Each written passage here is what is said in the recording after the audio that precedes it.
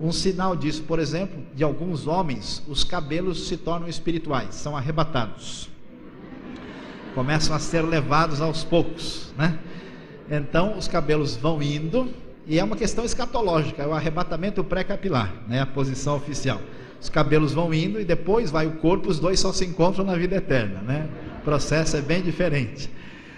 Mas muita gente não pensa. Eu conheço gente aí que fez 35, 40 anos de idade, ficou deprimido porque não sabia que ia ficar velho. Talvez não recebeu um e-mail avisando: você vai ficar velho, né? A irmã lá recebe um pé de galinha, né? Depois vai crescendo, aí é um pé de avestruz, um pé de tiranossauro rex, aí a coisa vai, né, aumentando, e o conflito é grande. A verdade é que nós vivemos numa cultura da mídia que não está alinhada com elementos bíblicos, e esta é uma questão complicada, porque esta é a nova dimensão onde essa realidade acontece. O que a gente vai fazer? Muita gente diz: nós temos que combater tudo isso. O pessoal de extrema direita diz isso, mas talvez não fosse essa a abordagem de Paulo. Nós temos que entender o novo ambiente, o novo cenário, a nova cultura, e entrando nesse cenário, trabalhar subversivamente com valores cristãos. Terceira coisa importante: a aceleração da história, o conflito entre gerações. O que aconteceu com esse mundo pós-moderno nessa nova situação sociológica? Uma coisa interessantíssima: com a realidade das telecomunicações, do mundo que a gente vive, o índice de informação começou a ficar cada vez mais acentuado. É tão acentuado que a quantidade de informações que uma pessoa tem à sua disposição, às vezes num dia, é mais do que uma pessoa tinha durante 10 anos no século XVI. Esse processo provoca, conforme alguns, uma espécie de processo de aceleração da história, tão intenso que é. Nesse contexto de aceleração da história, o que acontece? A diferença entre as gerações é muito maior.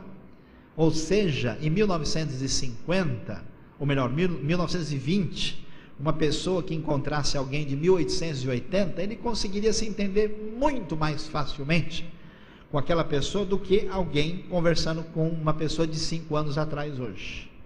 A coisa é tão rápida hoje que nem a pessoa não se entende direito depois de um tempo. Ele levanta assim, né? Quem sou eu? O que eu estou fazendo aqui? Socorro, pare o mundo que eu quero descer. As próprias pessoas não aguentam a velocidade das mudanças, dos ritmos frenéticos dos dias de hoje. Sabe quando é que eu descobri isso de maneira prática? Quando eu encontrei um rapaz que trabalhava com adolescentes na igreja. Ele tinha 21 anos de idade. Aí ele começou a falar que estava mexendo com o pessoal de 14 anos, de 15, e de repente ele me soltou uma frase que me deixou assustado: pastor, olha, eu vou dizer uma coisa para o senhor, no meu tempo não era assim. Quando um rapaz de 21 anos de idade diz que no tempo dele não era assim, você fala: assim não vale, não brinco mais. O que você quis dizer com isso que eu não entendi, né? Ou seja, é impressionante.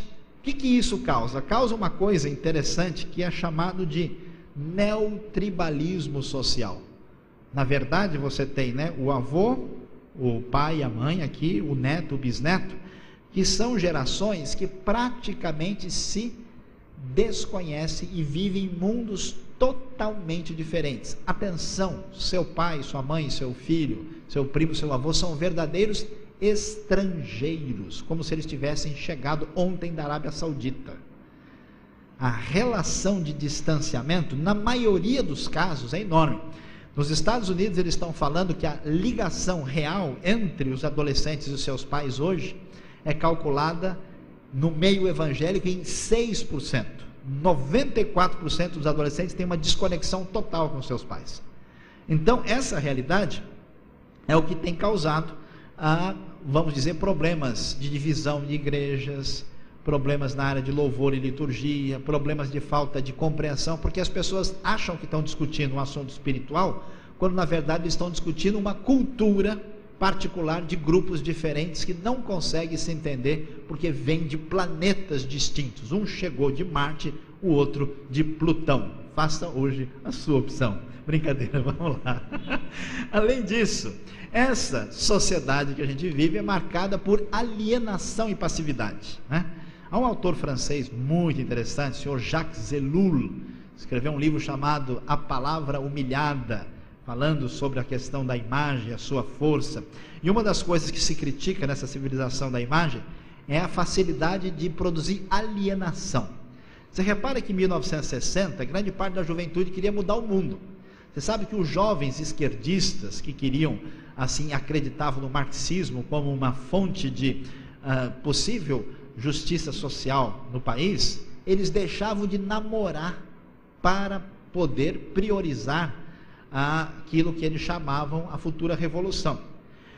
Hoje em dia, o grande drama da juventude é que eles não querem chegar em lugar nenhum. Não há sonho. O que você vê nas notícias sobre o que muitos jovens querem fazer? Eles querem andar sem roupa, de vez em quando tem um nu correndo não sei aonde, como se isso fosse uma grande coisa. O sujeito nasceu nu e nem por isso mudou nada, né? Ou então ele quer usar drogas, ou quer justificar uma determinada suposta opção sexual. Tem pouca gente, né? A sociedade parece que está narcotizada, alienada, não tem desejo, ela está inserida num processo de consumismo e de presa de todo esse sistema que leva a pessoa a assistir filme, novela e não sei o que, e não pensar na vida. Vive naquele universo paralelo de Jean Baudrillard, nós falamos ontem, e portanto é uma geração alienada e passiva que simplesmente não tem ideologia, como dizia o antigo cantor Cazuza, que representa grande parte dessa geração com pouca esperança. Consumismo se tornou a grande fonte de valoração dessa sociedade. Por quê? Uma pessoa só se torna pessoa a partir do seu poder de compra, da sua capacidade de se estabelecer a partir dos símbolos que dizem que ele tem dinheiro. Então é muito incomum você ver um monte de gente endividada. Um dia eu conversei com um rapaz, ele abriu a carteira, eu pensei que era baralho, era cartão de crédito.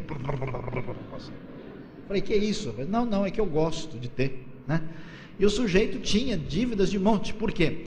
Comprar não é só gastar. Comprar é um ato quase que religioso. A pessoa compra nos certos lugares, ele compra, ele faz parte de um ritual psicológico até. Você sabe que um shopping center, de certa forma, ele até lembra um templo pagão. Tem uns estudos interessantíssimos de como o ato de a compra é quase um ato de veneração. Tanto é que as pessoas chegam nas vitrines e é um show de vogais, né, com pontos de exclamação do lado. Aí acaba o dinheiro, e agora, né? Então, o consumismo é um referencial de valoração. A pessoa é alguma coisa a partir do seu poder de compra e o que ele mostra. Tudo isso se torna um problema complicado dentro da nossa sociedade, onde valores permanentes não subsistem e tudo simplesmente é entendido apenas como mercadoria. Nesse mesmo ambiente, nós temos uma realidade assustadora de incerteza social e econômica. Nunca o mundo foi tão rico, nunca o mundo teve tanto progresso, tantas pesquisas, e nunca o mundo foi tão desigual e perverso. É assustador, mas 2/3 da humanidade vive abaixo da linha de pobreza. 1/3 vive com menos de R$2 por dia. E os crentes estão discutindo qual é a roupa que a gente deve pôr para ir na igreja. Os crentes estão discutindo coisas absolutamente inúteis, se o homem deve ou não usar barba. Essas coisas assim altamente importantes e fundamentais. Essa incerteza social e econômica, ela é assustadora, porque com essa dinâmica da sociedade, ninguém mais tem nada seguro. Antigamente, né, o sujeito ele falava, não, eu vou estudar, vou fazer o concurso do Banco do Brasil. Aí ele, pronto, agora conseguiu um emprego, né? A ideia é que você conseguiu um emprego para a vida toda. No mundo de hoje, né, o mundo de mudanças, você precisa estar o tempo todo olhando, correndo atrás, que nada garante. Algumas coisas, naturalmente, vão ter uma certa permanência, mas nunca houve tanta incerteza. E agora mesmo, por exemplo, o que aconteceu nos últimos 20 dias, né? No mercado mundial desapareceram 3 trilhões de dólares. Como é que pode isso? O que aconteceu? Ninguém entende, né? Esse dinheiro estava lá, ou nunca esteve, ou contava com uma coisa que não era.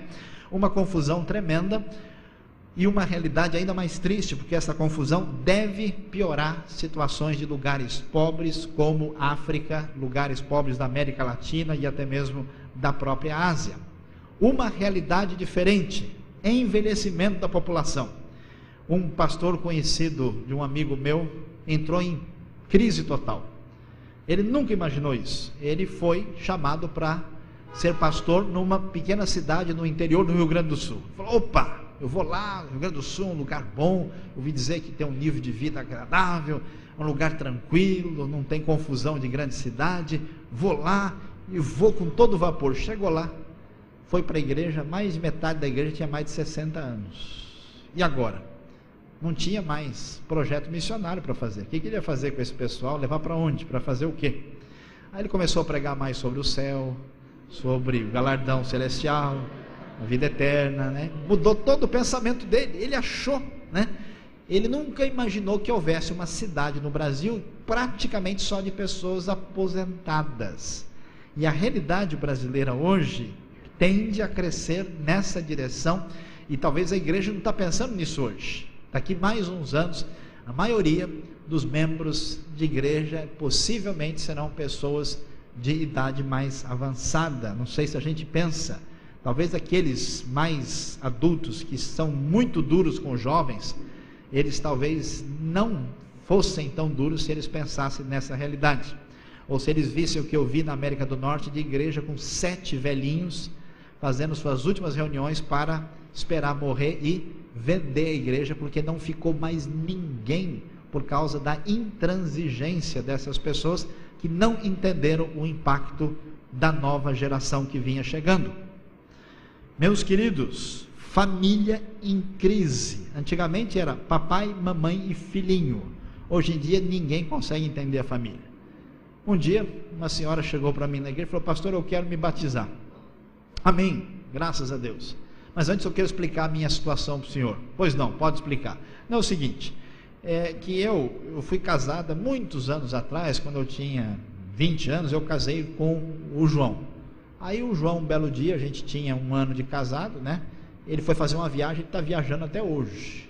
Nunca mais, eu não sei nem se ele está vivo. Ele sumiu, eu fiquei sozinho e nasceu aqui o menino, o Pedrinho, né? Então esse aqui é o filho do João. Aí depois eu fiquei nessa situação, não sabia de nada, eu fiquei perdido, aí eu passei um tempo que eu morei com outro rapaz, tal, que era o Zé, e aí nasceu o menino aqui, e esse Zé, como não era marido mesmo, não quis saber de nada, ele ficou um tempo, depois ele arrumou outra pessoa e foi embora. Aí até que eu conheci aqui, né, o Manuel.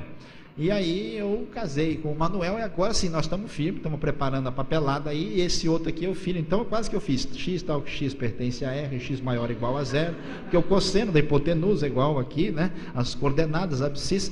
Quase que eu precisei de uma equação para entender o que estava acontecendo, né? Porque a realidade é completamente diferente do que se imaginava tempos atrás.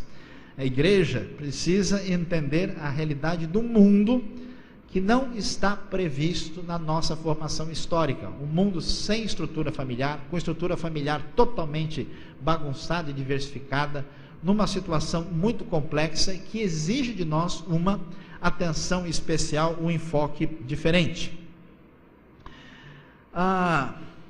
Prosseguindo, na verdade acabou repetindo alienação e passividade aqui. Família em crise também. A rejeição do autoritarismo. O que significa rejeição do autoritarismo?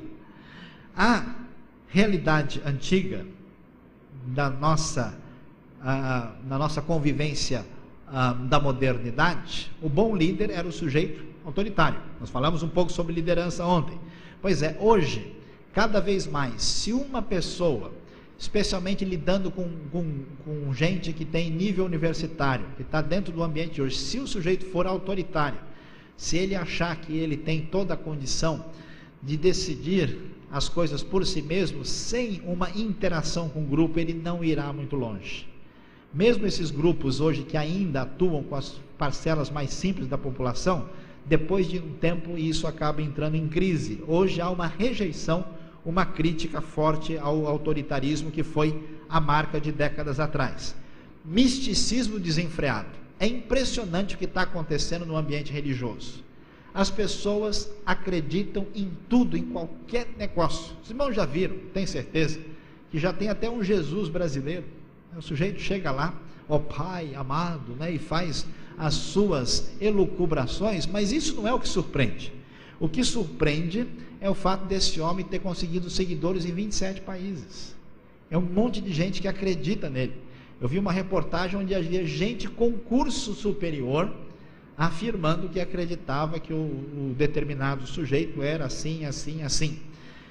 Nós iniciamos um projeto em São Paulo de iniciar uma igreja nova no prédio do World Trade Center de São Paulo. Assim como caiu de Nova York, o nosso ainda está de pé, apesar de ficar perto do aeroporto.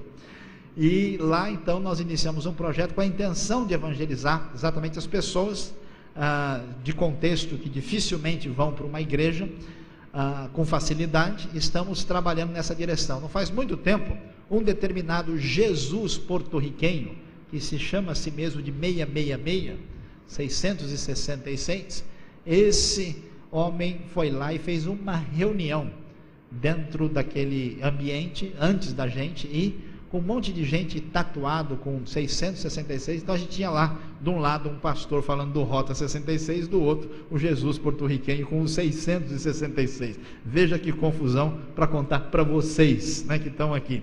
Um misticismo assustador, as pessoas se envolvendo com todo tipo de realidade mística. Vejam que o neopentecostalismo cresceu nos últimos anos e outras formas de esoterismo, especialmente oriental, também cresceram acentuadamente. O que isso mostra? Uma busca de experiência intensa, uma busca de solução existencial para a vida, uma espécie de fome, de sede desesperada na realidade que encontramos hoje. Pansexualismo e erotização. A sociedade de hoje é uma sociedade sexualmente doente e provavelmente vai piorar. Por quê? Porque essa sociedade desprezou a palavra de Deus num assunto muito simples: não despertem o amor até que ele queira. Sexualidade hoje, ao contrário do que se imagina, não é vista como algo natural. Natural é o que desperta sozinho. A sexualidade hoje não é despertada sozinho, ela é colocada de fora para dentro. Você vê meninas e meninos de 8, 10 anos de idade sensualizados, já incluídos dentro do ambiente. Você vê programas de televisão onde crianças são erotizadas e sensualizadas, e esse processo é assustador. Por quê? Porque a sexualidade pode matar. Como é que é, pastor? Como é que a sexualidade pode matar? Simples. Por exemplo, a comida pode matar. Os irmãos lembram da história do sujeito que não comia a carne, né, vermelha de jeito nenhum, só a branquinha em volta? Pois é, não sei se ele ainda está vivo. Comer é algo natural, comer faz bem para a saúde. Agora, várias pessoas, por não saberem lidar com isso, acabam morrendo antes do tempo, porque não tem nenhum controle sobre a questão alimentar. Apesar de comer ser natural, a sexualidade da mesma maneira, ela pode se tornar uma arma, porque se tornando uma força poderosa e incontrolável, e um contexto onde a pessoa põe para fora suas ansiedades, frustrações, problemas, ela se torna um vício assustador que cada vez se torna pior, dependendo do grau de degradação que a pessoa alcança. Então, hoje, nós estamos vendo a realidade da pedofilia já tendo gente que venha defendê-la. Até que nível de maldade o ser humano pode chegar? Cada grau de decadência e de anormalidade, de vício ligado à sexualidade tem sido ardorosamente defendido pela sociedade, pela mídia dominante, e eu imagino que não demora muito tempo, que até hoje, aquilo que hoje é considerado um absurdo, que é pedofilia, daqui a pouco tem gente dizendo, não, mas não é bem assim, porque depende, tem que entender o contexto, a pessoa não tem culpa, foi o passarinho que estava do lado que deixou ele irritado, e várias justificativas vão ser apresentadas. Nós vivemos nesse ambiente pansexual, erotizado, tudo envolve a sexualidade, até como uma mola propulsora do mercado. É um ambiente terrível que a realidade da igreja tem que enfrentar, não apenas com mera condenação e moralismo, mas sabendo atingir as pessoas com a palavra de Deus e com a cura que só o Evangelho pode trazer. Esse mundo tem uma tensão entre perspectivas absolutas e movimentos extremistas. Interessante isso, porque a mídia tem uma linguagem única, ela vem com toda a força, com todo impacto, vendendo essa ideologia, e isso provoca o quê? Reação. Então você tem tido o quê? Crescimento de islamismo fundamentalista, crescimento até de grupos cristãos extremistas, né? Crescimento de grupos de extrema direita, neonazistas na Europa, movimentos extremos, quer dizer, tudo isso como uma espécie de barril de pólvora, né? De reação a essa linguagem dominante que se traduz num mundo aí cheio de conflitos, de confusão e de complicação. E um mundo marcado por urbanização e migração. Não sei se a gente sabe disso, mas hoje mais de 1/3 da humanidade é imigrante. A grande parte das pessoas mora longe do lugar onde nasceu. Esse fluxo é interessante. Hoje nós temos aí mais ou menos uns 3 milhões de brasileiros que moram fora do Brasil. O Brasil deve ter pelo menos 1 milhão de estrangeiros. É muito impressionante a movimentação das pessoas hoje, que traz um contexto que nunca houve algo dessa maneira. Sabe de uma coisa interessante? Quando uma pessoa muda de lugar, ela está pelo menos 4 vezes mais aberta a ouvir o Evangelho do que quando ela está no ambiente que lhe pertence. Interessante, vocês irmãos sabem que na região de São Paulo tem muitos brasileiros de origem japonesa. Temos um bairro da Liberdade lá que você encontra mais coisa escrita em japonês do que em português. E nós temos na cidade aí, talvez uns 500 mil descendentes de japoneses. No estado de São Paulo, com o Paraná, deve ter cerca de 1 milhão, no Brasil todo cerca de 1,5 milhão. E é muito difícil a conversão de pessoas de origem Nikkei. Eles são bem resistentes, reservados, é mais complicado o processo. Mas o que chama atenção, quando você vai para o Japão, o índice de convertidos entre os brasileiros que voltaram para lá e estão atuando no novo ambiente é 4, 5 vezes maior. Então é importante a igreja perceber essa realidade. Por exemplo, igrejas costumam conseguir crescer com impacto em lugares onde surgem bairros novos. Pessoas em fase de transição estão mais dispostas a buscar alguma orientação para a sua vida. Então esse ambiente é o ambiente que nós estamos vivendo. Isso é tão importante porque a igreja, quando foi moldada na modernidade, ela foi moldada de que jeito? Foi moldada para ser uma igreja do interior dos Estados Unidos, em 1800 e pouco, para uma comunidade rural de pessoas que viviam num ambiente que não é a realidade de hoje. E por isso nós temos que perceber essa realidade. E uma sociedade com o pluralismo dominante. Antes, quando eu ia para um lugar, as pessoas tinham mais ou menos a mesma perspectiva, uma visão de mundo, criados na mesma cultura, com a mesma ideia. Hoje não. Você vai para um lugar, você encontra gente de todo tipo, com todo tipo de mentalidade, com todo tipo de interferência, com um enfoque absolutamente diferente. Existe uma pluralidade a partir da origem étnica das pessoas, a partir da classe social, da formação do sujeito, de um monte de elementos diversificados que torna a nossa obra do Evangelho muito mais complicada e difícil.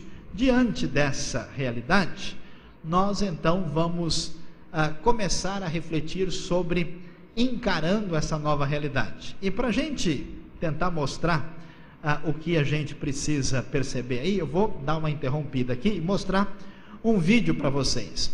Como é que a gente pode, diante desse mundo da mídia, mundo do cinema, mundo dessa realidade que se transforma tão impactantemente, mundo com essas transformações sociológicas, como é